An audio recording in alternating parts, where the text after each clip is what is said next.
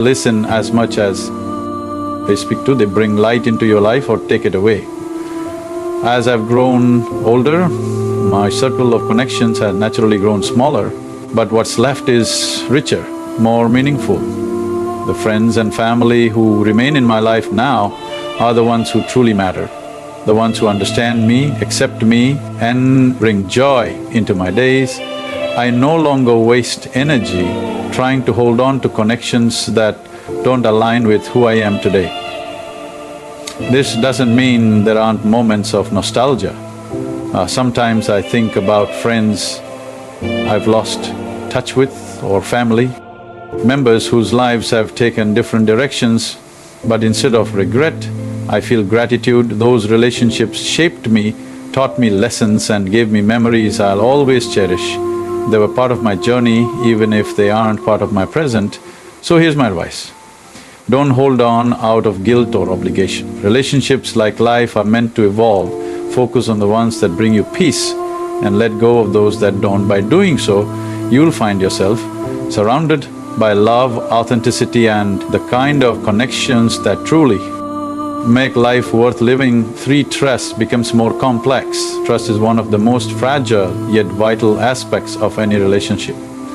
At 65, I've realized that trust isn't something to give lightly anymore, it's a precious bond. And when it's broken, it leaves scars that take time, sometimes a lifetime to heal. In my younger years, I trusted easily.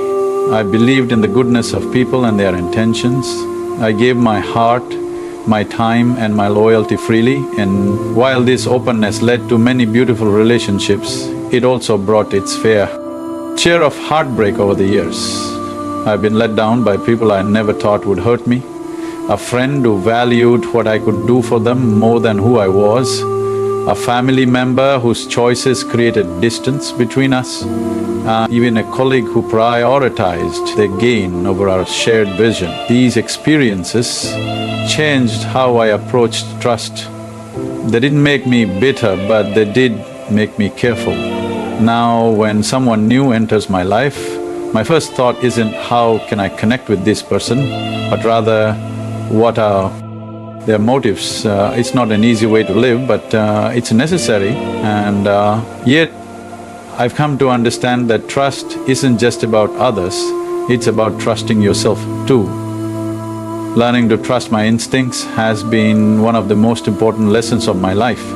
If something doesn't feel right, I no longer dismiss it as paranoia or overthinking. I've walked away from relationships that felt toxic, no matter how long they'd been part of my life.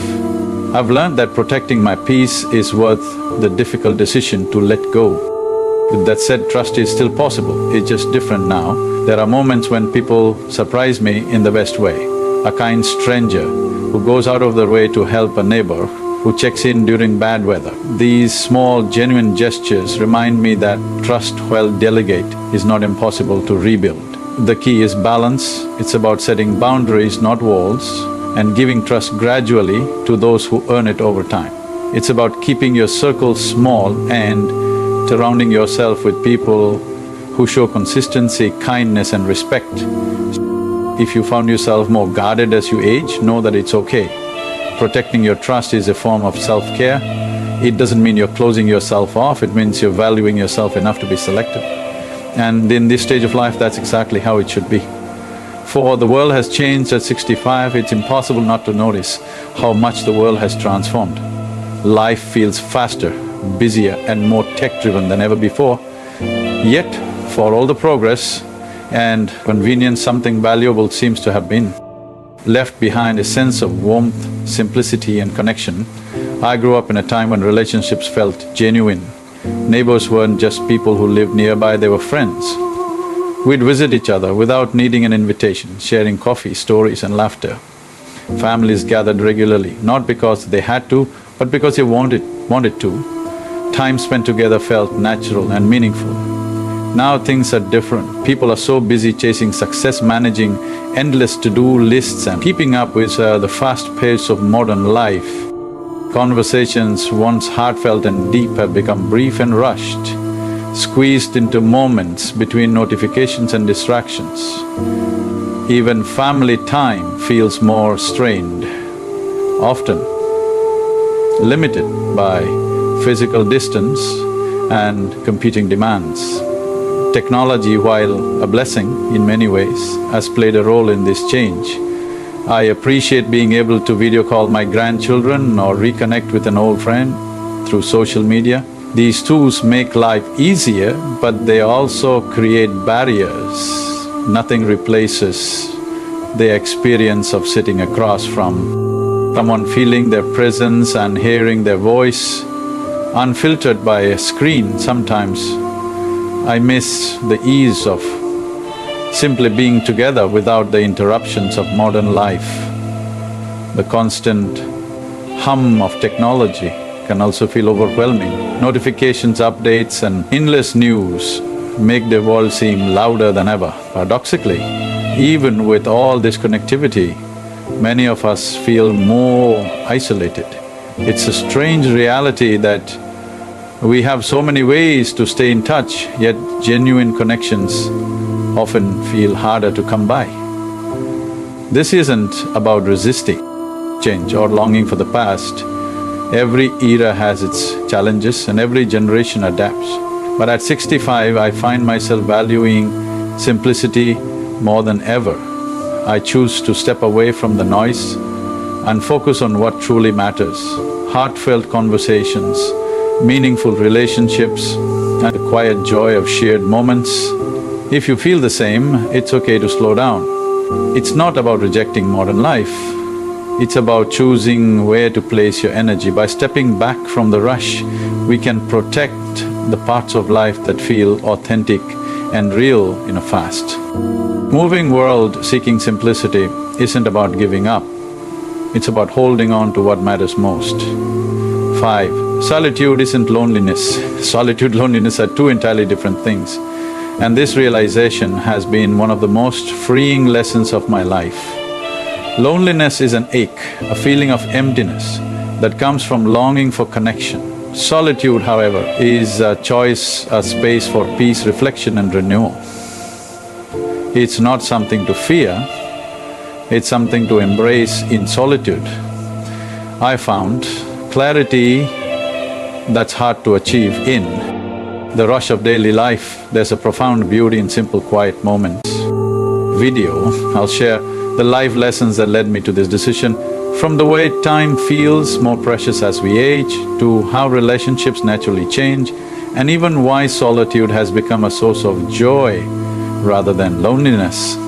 If this resonates with you or even challenges your perspective, you're in the right place. Take a moment to like this video and subscribe to the Candle of Wisdom channel. Together, we'll explore how embracing these truths can lead to a simpler, more fulfilling life. Let's get started. One time feels more precious than ever at 65. One thing becomes crystal clear: time is no longer infinite. When we were younger, it felt like we had all the time in the world. We'd waste hours on meaningless conversations, relationships that didn't fulfill us, or obligations we took on out of guilt. But now, every moment feels like a gift. And it's not something I'm willing to squander anymore. This shift doesn't come from fear, it comes from wisdom. Time isn't just enough number on a clock anymore. It's the foundation of how I choose to live my life. Every sunrise feels more vibrant, every conversation with someone I truly care about feels deeper even. The quiet moments like sipping my coffee or walking in the park hold a significance I never noticed before. I've learned that not everything and everyone deserves a slice of my time. This isn't selfish, it's practical. As we grow older, it's essential to step back and ask, is this worth my energy? Does it bring me joy? Does it align with my values? If the answer is no, I let it go. Because the truth is, time spent on things that don't matter is time stolen from the things that do. One way I've embraced this perspective is by simplifying my relationships. I no longer say yes to every invitation or engage in shallow conversations just to be polite. Instead, I seek out connections that feel real, where I can be myself and where the other person values my time as much as I do, a meaningful conversation. Over tea beats a crowded gathering where I feel invisible every single time. This isn't about isolating myself, it's about honoring my life. I've started to see time as a trusted companion. It reminds me to slow down and savor the moments I once rushed through. It tells me to choose wisely because every choice has weight, and it reassures me that it's okay to let go of what no longer serves me. If you're finding yourself with similar thoughts, I want you to know you're not alone. There's no rule book for how to spend your time in this stage of life. But here's what I've discovered: focus on what matters. Time isn't about how much you have left, it's about what you do with it. Protect it fiercely, fill it with purpose, peace and people who truly uplift you. Because once you start treating time as the treasure it is, your entire life shifts into something more meaningful. Two relationships change and so do we as the years pass. Relationships evolve and so do we. At 65, I've come to accept a hard truth. Not every relationship is meant to last a lifetime, and that's okay. It's not a sign of failure, it's just life moving forward. When I was younger, I believed relationships required constant effort to maintain. I remembered every birthday, attended every gathering and reached out even when I felt drained. I thought being there for everyone made me a good friend, neighbor, a family member, but over time I realized something: not all relationships are equal. Some nurture you, while others deplete you. This shift didn't happen overnight. It came through years of experience, some wonderful, some painful.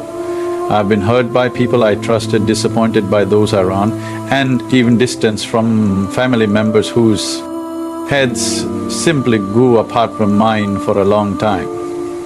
I took these losses personally. I wondered, what did I do wrong? Could I have tried harder? But now I see things differently. People change.